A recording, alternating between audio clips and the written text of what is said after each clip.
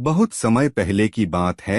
एक गांव में एक लकड़हारा रहता था। वह अपनी आजीविका के लिए दिन भर जंगल से लकड़ी काटता था और रोज शाम को पास के एक बाजार में जाकर बेचता था। एक दिन की बात है कि वो तालाब के पास में एक पेड़ काट रहा था। उसी समय उससे गलती हुई कि उसके कुल्हाड़ी उसके हाथ से उसी तालाब में गिर जाती है। उस नदी का बहाव और गहराई दोनों ज्यादा थी। उस लकड़हारे ने अपनी कुल्हाड़ी को बहुत खोजा पर वह कामयाब ना हुआ। अतः वह हार मानकर नदी किनारे बैठ गया और रोने लगा। उसके रोने की आवाज सुनकर नदी की देवी उठी और उस लकड़हारे से पूछा कि क्या हुआ, क्या हुआ। तक लकड़हारे ने अपनी कहानी बताई। तब पानी की देवी को उस पर दया आ जाती है और पानी की देवी उस गरीब मेहनती लकड़हारे की मदद व सहयोग करने की पेशकश करती है।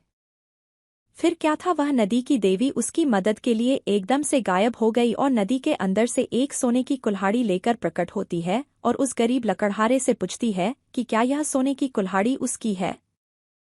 फिर क्या था, वह नदी की देवी उसकी मदद के लिए एकदम से गायब हो गई और नदी के अंदर से एक सोने की कुल्हाड़ी लेकर प्रकट होती है और उस गरीब लकड़हारे से पूछती है कि क्या यह सोने की कुल्हाड़ी उसकी है। लकड़हारा इस पर उत्तर देते हुए कहता है कि नहीं, मैं तो गरीब आदमी हूं, इसलिए यह मेरे नहीं है।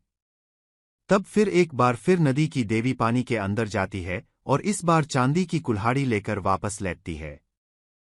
लेकिन वह आदमी इस बार भी कहता है यह मेरी नहीं है।